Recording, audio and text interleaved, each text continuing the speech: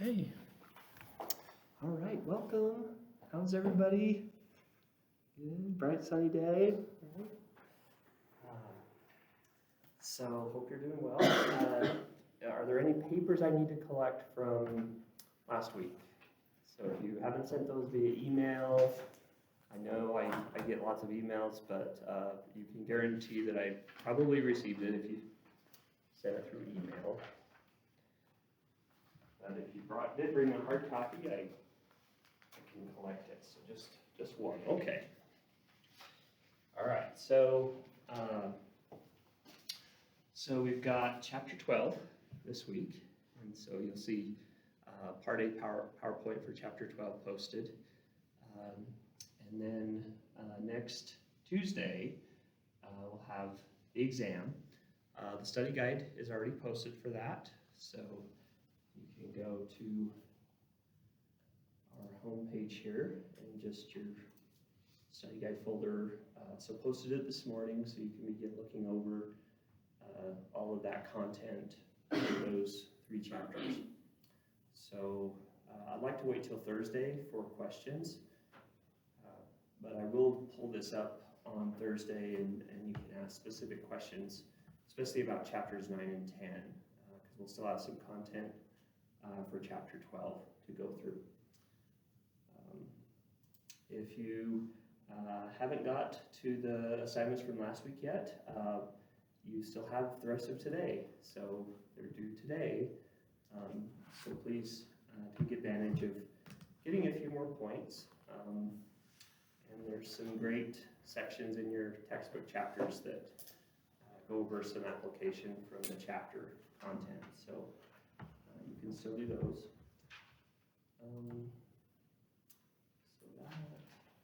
Got a great video on cardiovascular risk from snow shoveling, just kind of relevant topic right now. But other than that, do you have any questions? Got our VO2 testing starting today. Get to you'll either serve as a technician or a participant. So if you're not a participant today, you'll be a participant in 2 weeks. So because labs fall on Tuesday, Thursday, we won't have lab next week. So the next VO2 will be the following week. So you'll either help someone in recording data and putting on equipment, or you'll actually be on the treadmill. So Bruce protocol is very popular. It's been around for a long time. Usually if you're in pretty good shape, cardiovascular system is good. The first 3 phases are pretty easy. Stages 4 and 5 is where we usually see people terminate the test, so somewhere in there. The last 2 times I've taught this class, I've had someone make it all the way through stage 5, so that's 15 minutes. Hello, Haley. So pretty good if you can set that goal. I believe the speed and grade for stage 5, 5 miles an hour and 18-degree incline. So, and that's for 3 minutes. I've had 2 people that made it all the way through to 15 minutes. Not cross-country athletes. They're kind of a different. Had cross-country athletes that go usually into stages 6, and the best I've had was a stage 7 for a cross-country athlete here at MSUB. So, and I'm not sure if you beat the test, so I don't know. I've never had anyone beat the test. So you'd go for 21 minutes, and by that point, I can't even remember how much the speed and incline would be. Like 6 miles an hour and 22-degree incline, something like that. But, Dr. Schaefer has had one person in his experience beat the test, and I didn't ever ask him, well, what'd you do after that? So I don't know. So it's a good test because you hardly have anyone that maxes the test itself. So chapter 12, cardiovascular responses to exercise. So we'll talk about acute responses, as well as chronic adaptations. So how do we get our bodies to consume more oxygen? And so VO2 max is that criterion measure of aerobic fitness. So it depends on how well you can deliver oxygen, but then how well you can utilize oxygen. So there's an equation that we always go back to that summarizes VO2 max. In terms of delivering oxygen, that's your cardiac output, and then utilizing oxygen is your AVO2 difference. So remember the difference between the arterial and venous circulation in oxygen. So the greater that difference implies more oxygen uptake by the muscles. So those two variables. So there's debate, and I love this author because she brings in both sides of every issue in exercise physiology. So there's a debate about, well, is it your ability to deliver oxygen? So is it your cardiac output that's the limiting factor for VO2 max? Or is it your AVO2 difference that is the limiting factor? So once the oxygen and blood are there, is it the ability to take in that oxygen that is the real limiting factor? So we'll go into that as well. So cardiovascular system includes the heart, vessels, and blood. So the circulatory tract. We have arteries that carry blood away from the heart and veins that carry blood towards the heart. So don't always equate arteries with blood that's high in oxygen content and veins with blood that's low in oxygen content, because that's not necessarily the case. So just remember, arteries carry blood away, veins carry blood towards the heart. So the heart sometimes conceptually is divided into two pumps. So you have the pulmonary pump, and so pulmonary means lungs, right? So right side of the heart pumps blood to the lungs. That's where you have that gas exchange that's based on Boyle's law and the pressure of gases in the alveoli and pulmonary capillaries. And so we have carbon dioxide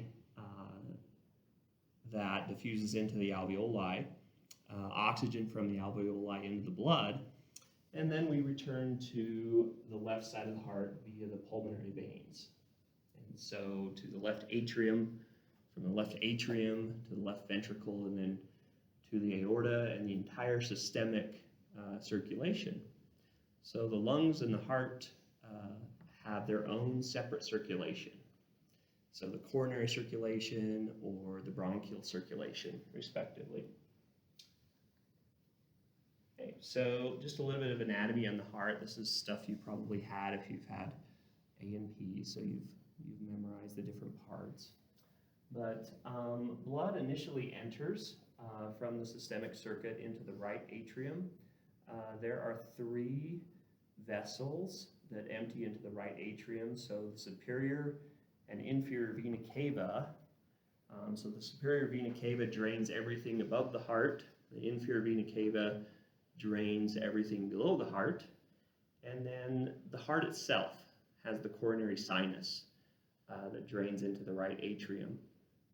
So from the right atrium, the blood flows through the right atrioventricular valve, or sometimes called the tricuspid valve, because it has 3 flaps, flows into the right ventricle. You'll notice that there's a difference in the thickness of the myocardium between the right and the left ventricle. So you can see the left ventricular myocardium is a lot thicker.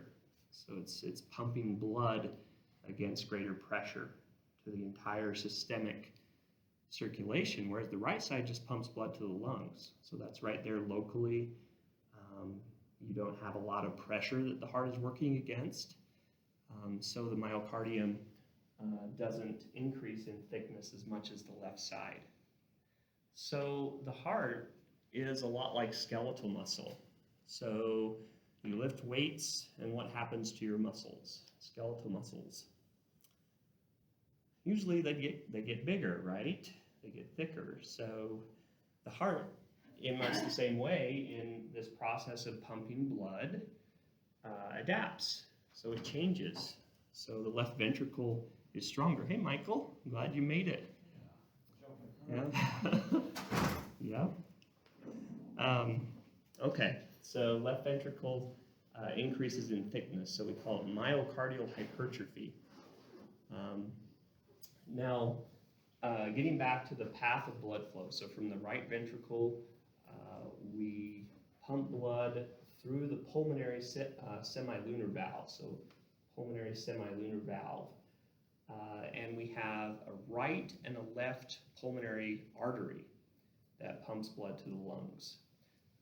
And so the pulmonary arteries then become the pulmonary capillaries that surround the alveoli. The pulmonary capillaries eventually become the pulmonary veins. Okay, so we have 4 pulmonary veins, and they all empty into the left atrium. And so from the left atrium, we go through the left atrioventricular valve, sometimes called the mitral or bicuspid valve, because of 2 flaps there. And then from the left ventricle through the aortic semilunar valve to the entire systemic circulation. So the first vessel that branches from the aorta is the coronary artery. And so that branches and supplies the entire myocardium. So the heart takes care of its own oxygen needs to start with. So as we go from rest to exercise, the oxygen demands of the heart increase a lot. So not only does the heart have to supply skeletal muscle with oxygen, but it also has to meet an increased need for itself. So the heart is working harder and requires more oxygen in an exercise state, just like skeletal muscle. So the basic path that I just talked about is conceptualized here. So you have the heart, and then you have the actual path here with where the blood is most oxygenated and deoxygenated respectively. Okay, so in this chapter we talk about both the acute responses, so responses that happen during a workout and maybe immediately following. So remember in lab we talked about the post-exercise hypotensive response.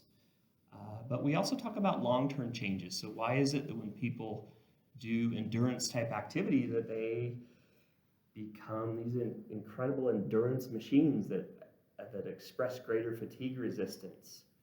And so we have the D2, is it the West Region meet down at Amon this weekend, right, on Saturday? So that's an awesome opportunity to go watch all these fantastic aerobic athletes. You can see the 2 ventricles of the heart here, and this is nice to show the thickness of the right ventricle versus the left ventricle. You can also see the right tricuspid valve. So see, when I said the word flaps, maybe that wasn't, maybe you needed some clarification. So you can see, count closely, 1, 2, and 3. And then on the other side, how many did we have? With the aortic semilunar valve, or the left atrioventricular valve, there was 2. So you can see 2 right there. And then you see the pulmonary semilunar valve up here. And so this would lead to the lungs. So the heart goes through a continuous cycle for your entire life. It has a systolic phase where it's working and a diastolic phase where it's resting. And the other thing you should notice is that when the right and the left AV valves, the atrioventricular valves, when they're closed, that's when the heart pumps, and that's when the pulmonary semilunar valve, and then you can't really see the aortic semilunar valve, but the valves are open at different times to allow the blood to flow properly. So conversely, when the pulmonary and aortic semilunar valves are closed, that's when the AV valves are open. So that makes sense. You want the AV valves to snap shut with those flaps before the ventricles contract, because that prevents the backflow of blood into the atria. And so that allows the blood to flow in the proper direction. There's a common condition called mitral valve prolapse, where you get some backflow of blood from the left ventricle into the left atria. So that reduces your overall cardiac output. So that would limit your exercise capacity, because if your muscles are requiring more oxygen, you're going to fatigue a lot faster if the blood is not going where it's supposed to into the aorta. So things we'll talk about. So aerobic exercise requires more energy, obviously. So in a resting state, we emphasize primarily the aerobic system, the oxidative system. Going from rest to low intensity activity, we're still emphasizing the aerobic system. So our bodies make adjustments, our heart rate goes up, our blood pressure, systolic blood pressure goes up, but after a few minutes, we reach another plateau. So it's still steady state, but different than in a resting state where it's more of a homeostatic type of condition. So how much oxygen we need is dependent on two variables. So first of all, intensity, so you can say ATP demand, and secondly, duration.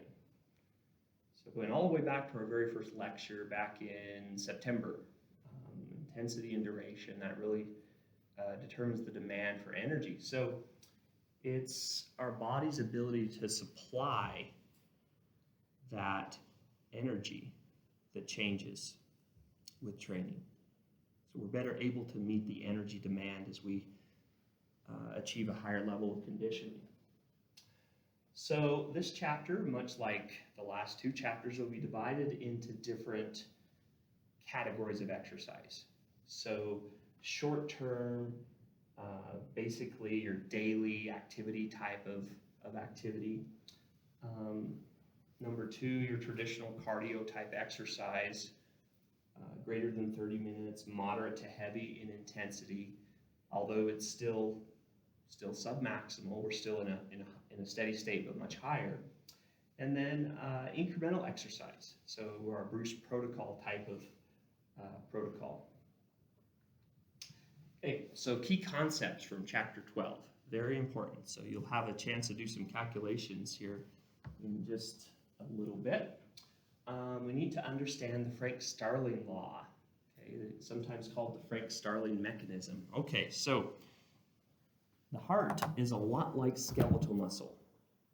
So those of you in kinesiology, we recently talked about the stretch, shorten cycle, right? So a skeletal muscle that undergoes a quick stretch prior to contraction produces more force, right? So the heart is the same way. So you have all this blood rushing into the ventricles from the atria down into the ventricles, and then the AV valve shut, and then the ventricles push blood to the lungs or aorta respectively.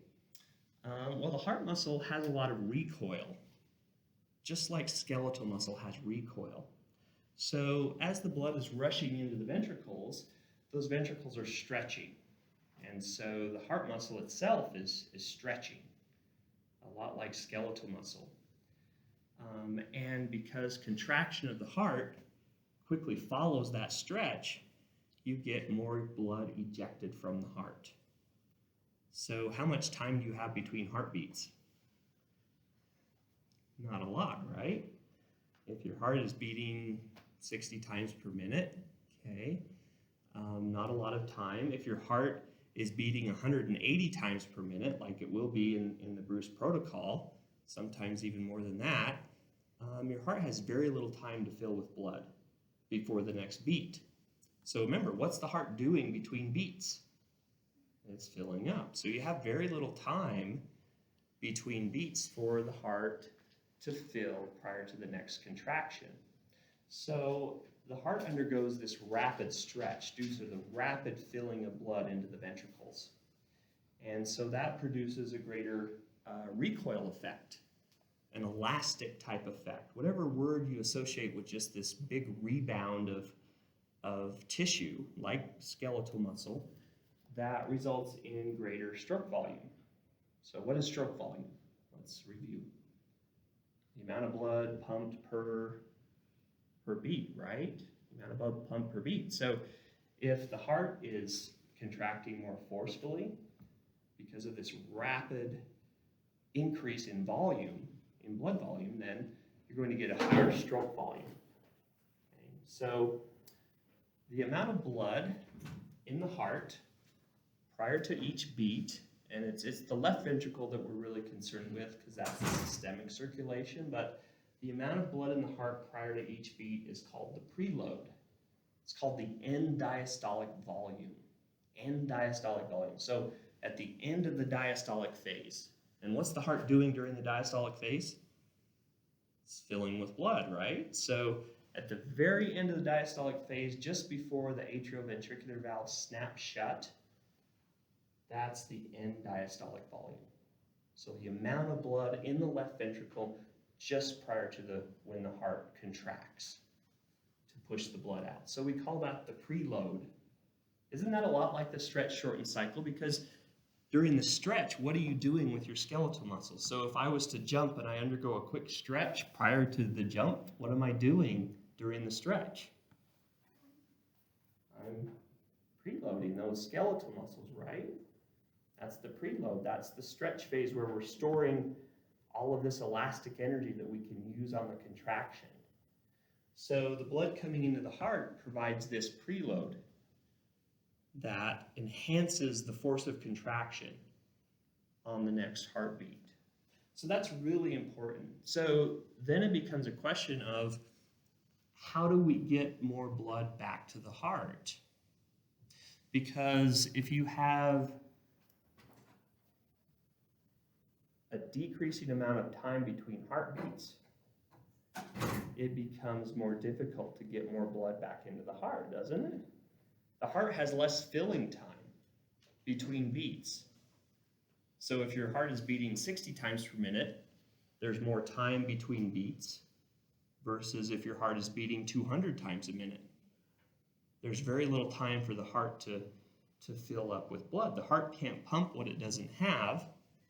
So we have to have mechanisms in place that allow continued increases in this end diastolic volume. So we'll get to that in just a minute. What allows this end diastolic volume to continually increase in spite of a reduced time to fill with blood? Okay, so the end diastolic volume, that's the preload. End systolic volume is the afterload. So the heart goes through two phases in its cycle. It goes through a diastolic phase and a systolic phase. What's the heart doing during the systolic phase? It's contracting, it's squeezing, and the heart, it's more like a twist. So it's kind of like wringing out a dish rag, okay, and how the heart squeezes. There's some torsion there in how the heart muscle squeezes to get all the blood out of the ventricles. The heart muscle cells contract as a unit. So it's different than skeletal muscle. So how do we regulate skeletal muscle force? We have this concept of motor units, right? Remember motor units? So voluntary force is determined by the number of motor units. Cardiac muscle is different because the entire muscle works together. So it's the sympathetic nervous system that releases chemicals like norepinephrine that binds to receptors on the myocardium that allows for this calcium influx, and then the heart contracts. So we'll get back to that, but for now just know that the myocardium is not regulated like skeletal muscle in terms of the force of contraction. So there's other mechanisms in place. We'll talk about those. So end systolic volume is the amount of blood after each heartbeat. So you have the amount of blood that's in the heart prior to contraction. You have the amount of blood left that's still in the left ventricle after contraction. So the ideal scenario with training is you want to enhance your ability to provide a preload, right? Because the more blood you can bring back means there's more blood there to pump, which means that the heart is going to get a bigger stretch, which means more recoil, right? But you also want to reduce the amount of afterload. So if you maximize the preload and minimize the afterload, what you're doing is you're getting the greatest stroke volume. Okay, so stroke volume is equal to the amount of blood in the heart just prior to contraction and the amount of blood left in the heart after contraction. So with training, we have mechanisms in the body that change, that adapt so that we're able to get more blood into the heart prior to contraction, and the heart contracts more forcefully so that we have less blood left over after contraction. So that allows us to maintain this higher stroke volume all the way up to maximal VO2. So does all of this make sense so far? Do we need to have any clarification? You feel comfortable with all of it? Okay. All right, so that brings into this concept of ejection fraction. Ejection fraction is the amount of blood the heart pumps, which is stroke volume, right? The amount of blood that the heart pumps per beat, stroke volume, divided by the amount of blood that's available to pump. Okay, so the amount of blood available is how much blood is in the left ventricle just prior to contraction. So that's the amount of blood the heart has available to pump. The stroke volume is the amount that the heart actually pumps. And so it's just a fraction, it's a percentage. So let's talk about some mechanisms now. End diastolic volume increases because of three things. So these are the three. The active muscle pump. So we have skeletal muscle that surrounds the veins. So you think about it, when you're exercising, when you're doing the Bruce protocol, you have blood that's going all the way down to your feet. So that's a challenge, to get blood all the way from your feet back up to your heart. So what force are we dealing with? What force is the blood in the feet and legs dealing with? Gravity. Yeah. So the blood has a tendency to pool. So we have to have mechanisms in place that oppose gravity and bring blood back to the heart. So that's what these three mechanisms do, is we have this active muscle pump. So this is skeletal muscle that is surrounding the veins, that as we're exercising, it provides this milking action on the veins that pushes the blood in a superior direction. So the veins also come equipped with something else. They have these one-way valves. And so once blood is pushed a certain distance, these one-way valves in the veins will shut, and so that prevents the blood from flowing back down. So the blood is continually pushed back towards the right atrium. The respiratory pump. So the process of breathing brings blood back to the heart. Out of all three mechanisms, this is probably the most important. So the respiratory pump has to do with a difference in pressure. Pressure between the abdominal cavity and the thoracic cavity. So when I take a breath, when I inhale, what happens to the diaphragm from chapter 9? So inspiration, what happens to the diaphragm? It drops, right? It drops. So if the diaphragm is dropping, meaning there's less space in the abdominal cavity, what's the fluid pressure like in the abdominal cavity if there's less space? What's the relationship between volume and pressure? Higher pressure. Okay, so the diaphragm drops, meaning less volume and greater pressure in the abdominal cavity. But what's happening up here in the thoracic cavity now? Now you have higher volume and lesser pressure. So where's the blood going to go? It's going to go from here, where there's higher pressure, up to here, where there's lower pressure. So that's the respiratory pump. So just the process of breathing, the diaphragm drops, increasing the fluid pressure in the abdominal cavity, lowering the pressure in the thoracic cavity so blood goes from high to low pressure. You want to remember that. So that's the most important. So during exercise, just remember to breathe, right? Okay, last one, venoconstriction. So just the way that word sounds, what does that mean, do you think? Venoconstriction. Yes. And what is it in the walls of the veins that enables this constriction? Yes. So we have skeletal muscle, we have cardiac muscle, and we have smooth muscle present in all of the tracts of the body that can control the flow of substances and materials based on its state of contraction. So venoconstriction pushes blood towards the heart. So all of these mechanisms can change with training. Okay, so we're better at getting blood back to the heart with training is the take-home message. Now, that's in diastolic volume. How do we keep that, the amount of blood coming back to the heart, how do we keep that up despite less filling time? That's these mechanisms. Now, how is it that we reduce the amount of blood left over after the heart beats?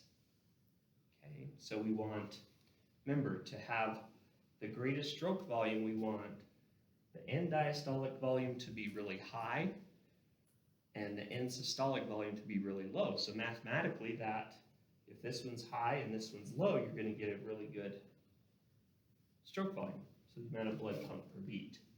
So a couple different mechanisms. So the first one we talked about, the Frank-Starling mechanism. Okay, so the stretch in the ventricle provides this recoil effect. The other one is the influence of the sympathetic nervous system. So the sympathetic branch of the autonomic nervous system is able to activate the myocardium to a greater degree. So the force of contraction is higher. So there's two things that make that possible. The neurotransmitter for the sympathetic nervous system is norepinephrine. How many have heard of that neurotransmitter in another class? Norepinephrine is the neurotransmitter for the sympathetic branch of the autonomic nervous system. The second factor is calcium. So the more epinephrine that's released means more calcium release. So how many remember from maybe a different class how muscle contraction works? You have calcium in muscle cells, skeletal muscle and cardiac muscle, and it's the calcium that enables this interaction between protein filaments inside a muscle cell. So how many of you have ever heard of the words actin and myosin from a different class? Okay, so those are the filaments inside a cell that bind together to create force. So the more epinephrine that's released means more calcium released inside the cell. And if we have more calcium release, what does that mean for that interaction between actin and myosin? You're going to get a greater interaction. That's what I'm doing with my fingers here, binding together of actin and myosin. So the amount of actin and myosin bound together determines the amount of force. So more norepinephrine, more calcium means more binding of actin and myosin. So that's how we augment this contractility. So two different parts. Frank-Starling, Okay, recoil of the heart muscle. So the heart is kind of like a spring. So maybe you've never thought of the heart as a spring, but if we get a good preload before contraction, it's like a spring. It's going to eject more blood if it has a rapid stretch. So that's the Frank Starling. The other one has to do with the sympathetic branch, norepinephrine, calcium, greater interaction of actin and myosin. So any questions on end diastolic volume increasing and end systolic volume decreasing? Good so far on that? Okay. So why is ejection fraction important? What two variables determine cardiac output? And heart rate. So beats per minute and amount of blood per beat. So the amount of blood per beat is partly responsible for the ejection fraction. So I want you to notice how much blood is pumped out. So 50 to 70% is pumped out during each contraction during comfortable activity. So more blood would be pumped out by a highly trained athlete, and as exercise intensity goes up, our heart is going to be working harder, pumping more blood, getting oxygen to the muscles. Now, if our heart is compromised, if the myocardium surpasses a certain threshold, we have what's called cardiomyopathy. Cardiomyopathy, where the heart muscle reaches a point where it's so large, it actually becomes less efficient. So we need to distinguish between what's called athlete's heart. How many have heard of that? Athlete's heart. Athlete's heart means that you have a little bit of thickening in the left ventricle. So looking around, I would say we have a few people that probably have a little bit of thickening because you've trained. Okay? This condition is going beyond athlete's heart to where we're beyond normal clinical limits to how big the heart muscle should be. So the heart is different than skeletal muscle in this aspect. Once it becomes so big, it actually becomes less efficient and less effective at pumping blood, and so the ejection fraction starts to drop. So in other words, the heart is failing. This is what heart failure is the heart's not pumping effectively. So borderline ejection fraction, 41 to 49% is pumped out during each contraction. Symptoms may become noticeable during activity, and then reduced ejection fraction, less than 40% is pumped out during each contraction. Symptoms may become noticeable even during rest. So just separating the difference between just a little bit of thickening because you're an athlete and because your heart is stronger versus clinical myopathy where the heart just becomes so big it's not working as well. Okay, so remember, interaction between actin and myosin determines myocardial contractile force. Myocardial contractile force, how hard the heart contracts, depends on how much interaction we have in these filaments. So one thing you might want to be getting from this lecture is that skeletal muscle and cardiac muscle have some similarities. They both have these filaments that bind together to create force. So the amount of binding depends on the concentration of calcium ions. The amount of calcium release is dependent on release of norepinephrine. So norepinephrine, calcium, and binding, they're all connected together in sequence. So if we have more norepinephrine, we're going to get more calcium, we're going to get more binding, which means more blood is ejected from the heart. Okay, so let's talk about the first category, short-term light to moderate submaximal aerobic exercise. So in this case, we're reaching a steady state, right? Steady state. So this is great. This is the type of activity that really promotes a lot of long-term benefits. So epidemiology research has shown that moving more throughout the day is associated with reduced mortality risk. So this is what the CDC is trying to promote, is more movement throughout the day. So it doesn't have to be all at once. It's intermittent type movement that is good for our health. And so in this case, our body is easily able to meet those energy demands. So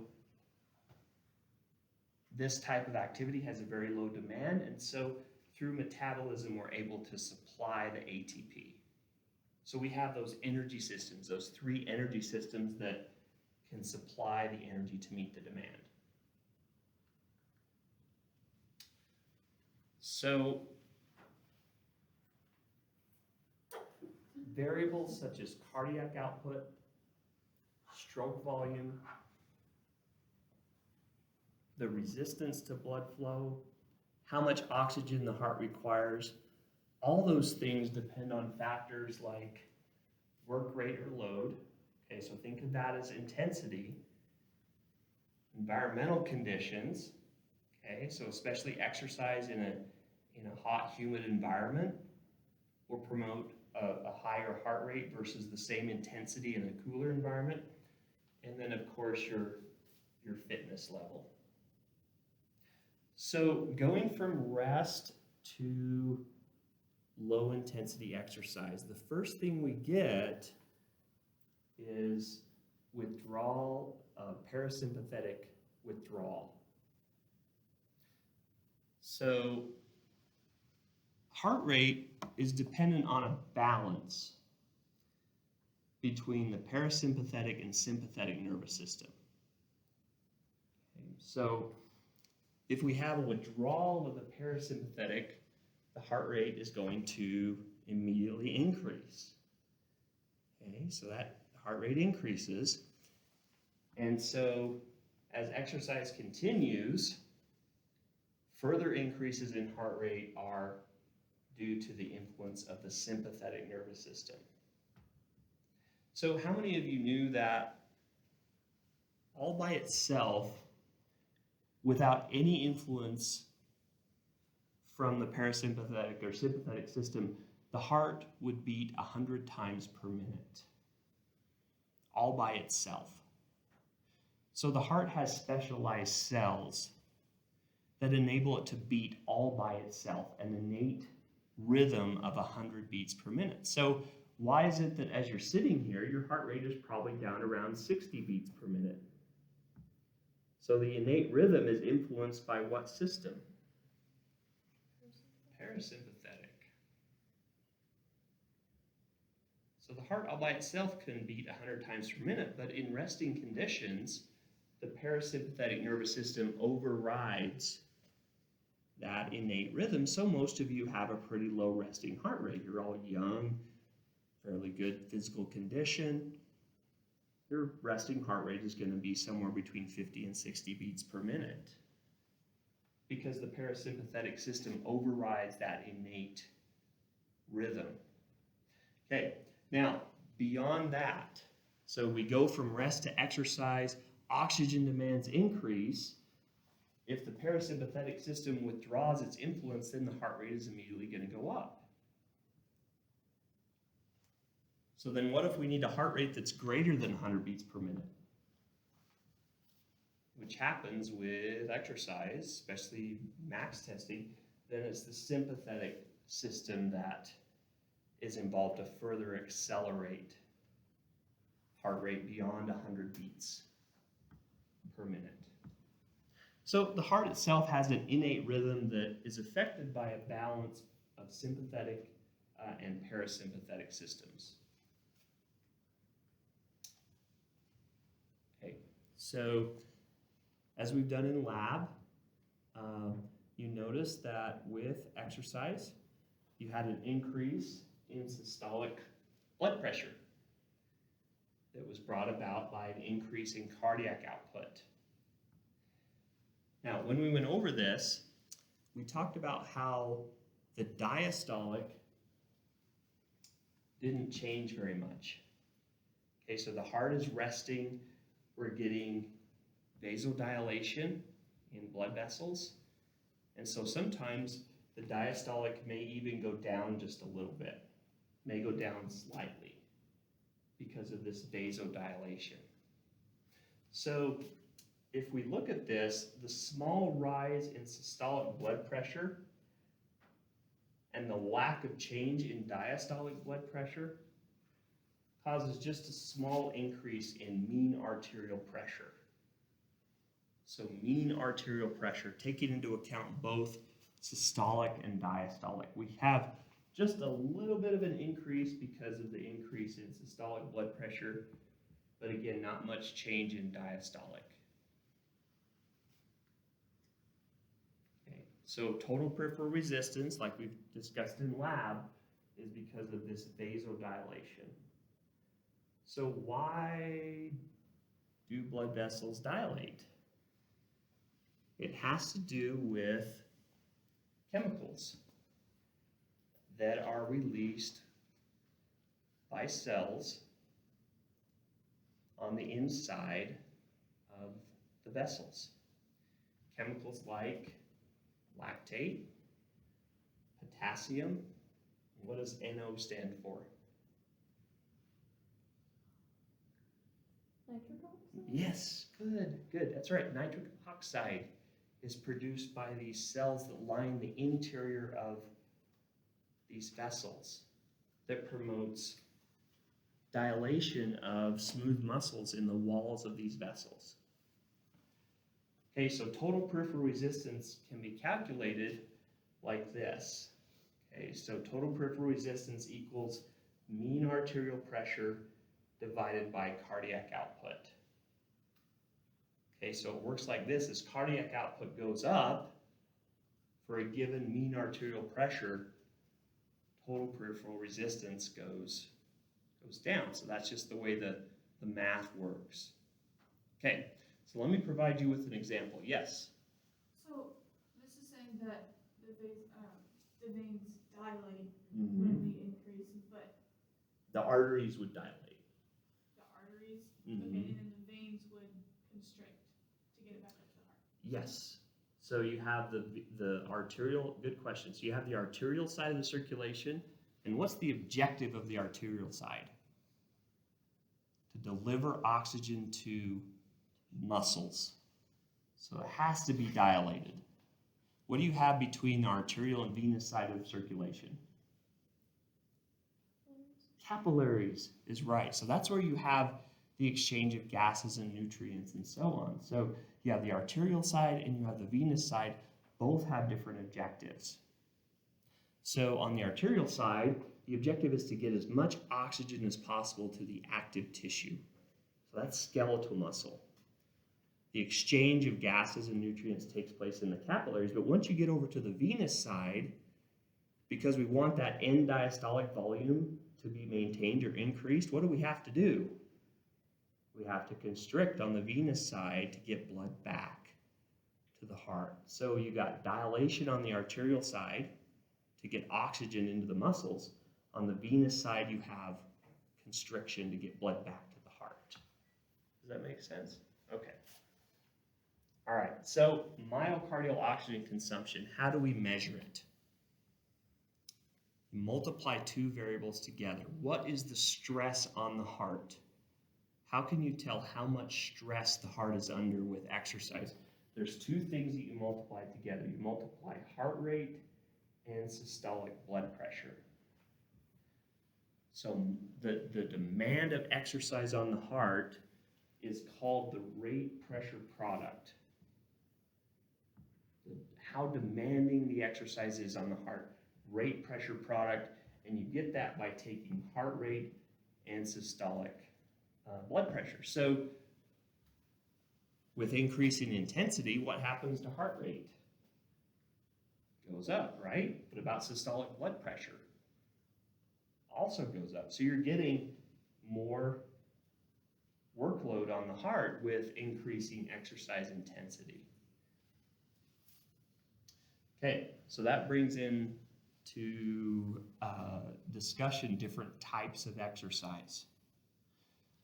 Okay, so this is a study, focus on application. This is presented on page 387 of your textbook. And so this was an experiment that compared 3 different conditions for all of these cardiovascular variables. So they looked at heart rate in beats per minute, systolic blood pressure, okay, so you've all measured that, millimeters of mercury, rate pressure product, okay, so that's heart rate multiplied by systolic blood pressure, VO2, okay, so maybe they had one of those K5 units that we have that you can take outside and measure oxygen consumption, but the VO2 when snow shoveling versus a snow blower versus a treadmill max. So the participants in this study, when snow shoveling, were consuming 19.95 milliliters of oxygen per kilogram of body mass per minute. Versus a snow blower, this was the oxygen consumption versus a max treadmill test. So they maxed out on average at 32.55. So we're looking at a population of people that's kind of on the lower end of cardiovascular fitness, because what's a really good VO2? Like for someone that is in shape but not a cross-country runner. Yeah, 45-ish, you're going to be around there. That's good cardiovascular fitness. And then, of course, an endurance athlete is going to be more up in the 60s and even higher. So how much oxygen do we require at rest? Chapter 4 question. 1 met is equal to how much? Remember? Yes. Yeah, our resting component, remember that? 3.5 milliliters per kilogram per minute. So this just shows you the oxygen consumption above the resting requirement. And then rating of perceived exertion, looked like they were using a 20-point scale. So 20 is maximal, 1 is really light. So rating of perceived exertion here. Okay, so we said that the rate pressure product is taken by multiplying heart rate and systolic blood pressure, and then you actually divide by 100, because you can imagine how big of a number you would get. 175 multiplied by 198 is going to give you a huge number, so you divide by 100 to get your final result.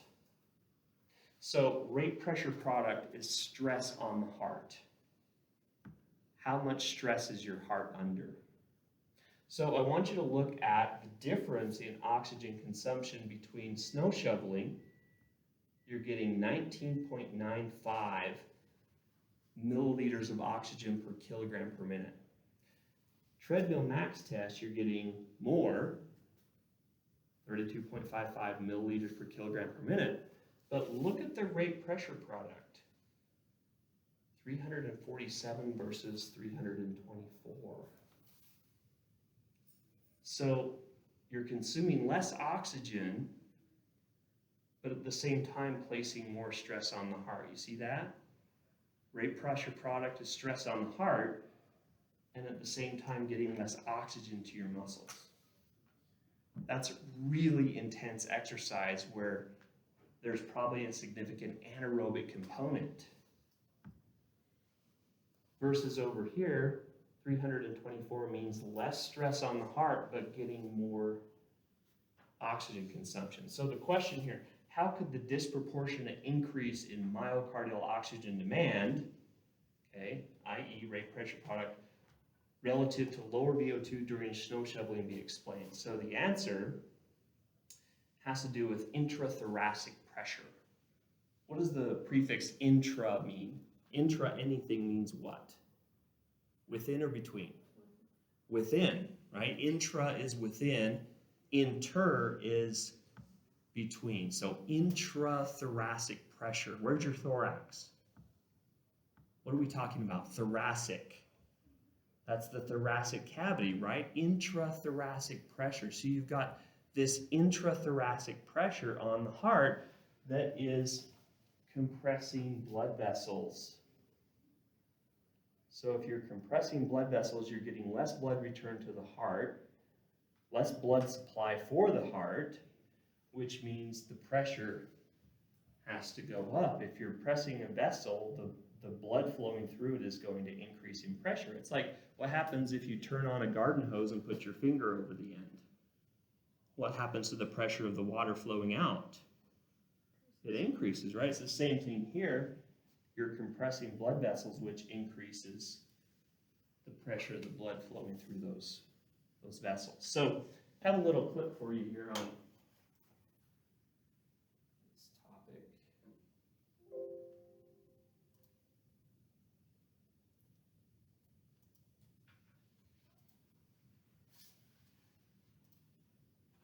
Tried to find one for Montana. With the snow here, that means clearing driveways and sidewalks. But before you go grab that shovel, doctors are warning of a potential risk for a heart attack while you're out shoveling. CW50's April Morton has more on how to stay safe this winter. It's beautiful to look at and fun to play in, but doctors say shoveling snow has the potential of being deadly. We have reports each year of between 1,000 and 1,500 people die while shoveling heavy, wet snow. Dr. Franklin with the Beaumont School of Health is one of the leading experts on the science behind the cardiovascular risk of snow shoveling. Their findings show shoveling is extremely strenuous on the body and heart, and not just for older people. They wouldn't let us use older individuals for this study of healthy young guys shoveling heavy, wet snow. They shoveled at 12 shovels a minute, 16 pounds of snow per shovel times 10 minutes. If you do the math, it's almost moving 2,000 pounds, the weight of a mid-sized car in 10 minutes. Dr. Franklin says this strain mixed with underlying heart issues most people don't know they have is what can cause a fatal heart attack. 85% of all U.S. adults have atherosclerotic cardiovascular disease if they're over the age of 50. Dr. Franklin says the best way to find out if you're at risk is to have a heart screening. There's also ways to reduce your risk of a heart attack while shoveling. Use a snow blower. This helps reduce heart rate and demands. Dress appropriately, hats, gloves, winter coat, and a scarf around your face. Avoid eating a heavy meal and consuming alcohol or caffeine before shoveling. Pace yourself and push the snow and not lift it. There are also warning signs to watch out for if you're in distress while shoveling. You have pain or discomfort from your belly button on up that wasn't there when you started. That could indicate your heart's not getting enough blood and oxygen, your heart's being strained. Stop the activity and get checked out. April Morton, CW50, News at 10. It's that time of year again here at Power Equipment Direct, your online power equipment and HVAC superstore. Get the best deals of the season, amazing prices, and PED cash. Okay,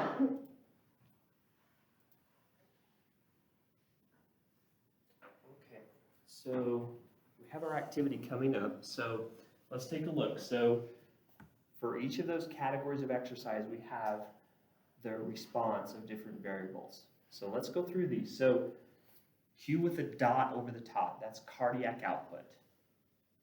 So whenever you see a variable that has a dot, that means there's a rate to it. So cardiac output is liters of blood per minute. So cardiac output, you said, is equal to stroke volume multiplied by heart rate. So you put those two variables together and that's how you get your cardiac output. Blood pressure. So we said that there was a large rise in systolic blood pressure with no change in diastolic. So you put those two combined and you're only getting a modest rise in the mean arterial pressure, the MAP. TPR, what does that stand for again? Yes, total peripheral resistance. That's caused by the vasodilation in the arteries. The smaller arteries, arterioles, that allow more blood flow in. So we're getting a reduction in total peripheral resistance, at least to where, until we reach that steady state. And then rate pressure product. How do we calculate that again? What two variables multiplied together? Heart rate and systolic. Yes. So we characterize, this is caused by vasodilation. This is associated with the demand on the heart. So low intensity exercise, you notice for a few minutes, these variables are rising. And then once we're able to get sufficient oxygen to the muscles, then we level out. So it's this nice steady state type of condition. No matter what the variable, as soon as we're supplying the body's needs, there's no reason for further increases. And this is all still in short term, right? So we're still in that first category, short-term light exercise. Okay, so what about distribution? So all of you, on average, have about 5.8 liters of blood in your body. So liters, put that in a different way. So you all have about a gallon and a half. A gallon and a half of blood would be about 5.8 liters of blood in your body. So distribution is really important. So smaller arteries, called arterioles, have what we call sphincters or gates. So these gates are able to open and close to allow distribution of blood flow to where it's most needed. So that makes sense. So in a resting state, you have the absolute amount of blood flow in parentheses and the relative percent stated there. So take a look between rest and light aerobic exercise, the absolute amount of blood going to the brain, okay, so that's cerebral, 750 milliliters. During light exercise, does the absolute amount change? No, it's still 750, even though in a relative sense, a percentage of cardiac output, because cardiac output goes up, this is at rest, this is liters per minute that comes out of your heart per minute. During light exercise, the percentage, 8% versus 13%. So even though the percentage drops, the absolute amount still stays the same. Okay, now notice the purple, skeletal muscle. That's where the blood is most needed. So in an absolute sense, 1,200 milliliters or 21%. Versus over here, light exercise, almost half your blood is going to skeletal muscle, 47% or 4,500 milliliters. So even during light exercise, about half of your cardiac output is being directed towards skeletal muscle. So there's lesser amount like the digestive organs, that's the splanchnic. Splanchnic is just another way of saying digestive organs because that's not where you want blood flow. So how many of you have ever experienced eating a big meal and then you went out and exercised? Shortly after, how did you feel? It's not good. Okay, so we don't want competition between the digestive organs and skeletal muscle. That's not a good combination, especially. Have you heard about that one? I'm not sure what town it is, but they have this 5K where you're eating huge quantities of food during the event and running at the same time, and it's who could finish first. It's kind of interesting, but you have to look it up. I know it would be on the internet, but you can see that skeletal muscle gets an increasingly amount of blood flow as we go from rest to exercise.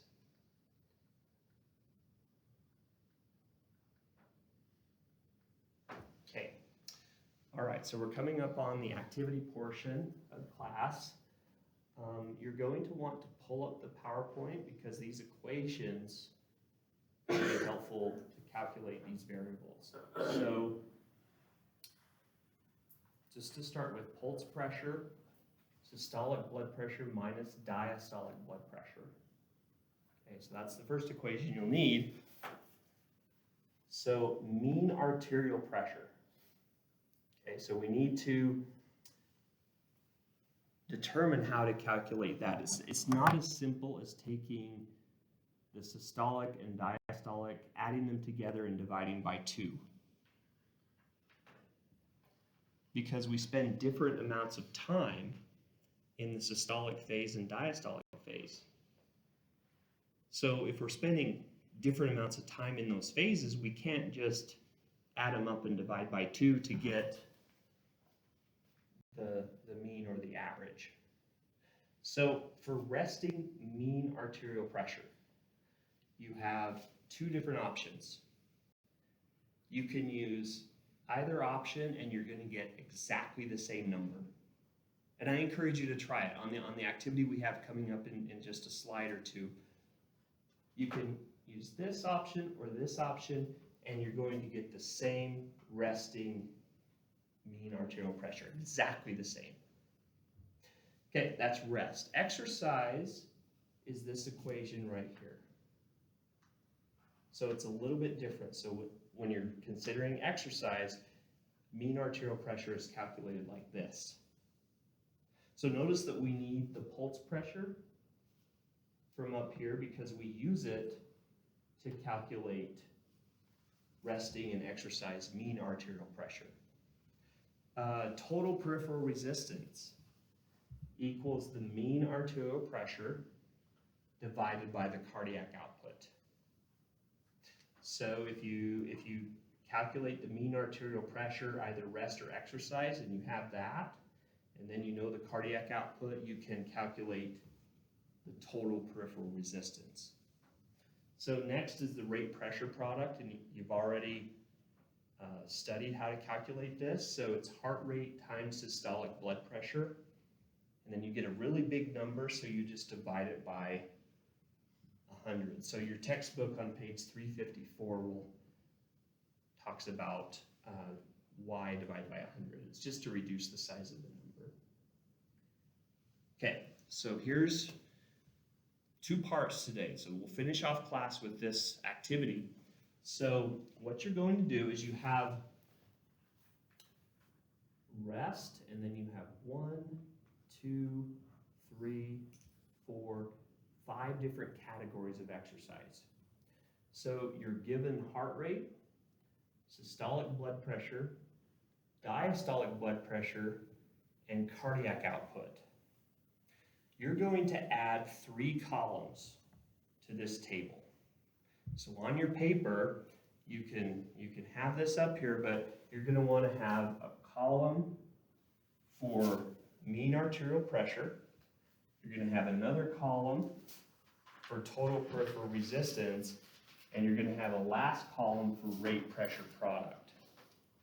So you're taking each of these rows and you're adding these 3 columns. So you'll calculate MAP, TPR, and RPP for each of these categories. That's part A. Part B is this right here. So the box below contains information on heart rate and stroke volume from a 30-year-old recreational athlete before and after a maximal treadmill test to volitional fatigue. Okay, so we have our variables up here.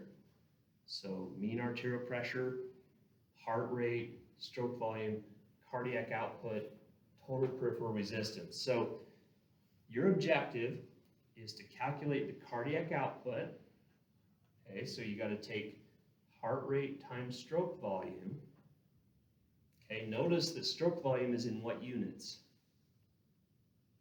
Milliliters, but cardiac output is in liters. Okay, so to convert milliliters to liters, you have to divide by 1,000, right? Because if you have a certain number, if you have 1,000 milliliters, you divide by 1,000 and you get 1 liter. So after you multiply those two together, you got to divide by 1,000 to get your liters per minute cardiac output. Okay, total peripheral resistance for each condition and the percentage change. So the percentage change is going to come in down here. So percent change for mean arterial pressure, heart rate, stroke volume, cardiac output, and total peripheral resistance. So this is how you calculate the percent change. So you take the new value, okay, so that's going to be what you have here, 110 minus the old value, which is 90. So 110 minus 90 divided by the old value. So 110 minus 90 equals, divide that by 90 because that is the old value, and then multiply by 100. So then that's what you'll put down here as your percentage change. That would be for mean arterial pressure. Okay, so that's 2 parts. So let me go back. So you'll start on this, and then you'll put a separate section for part B. Is there any questions? Okay, so please work together. Help each other.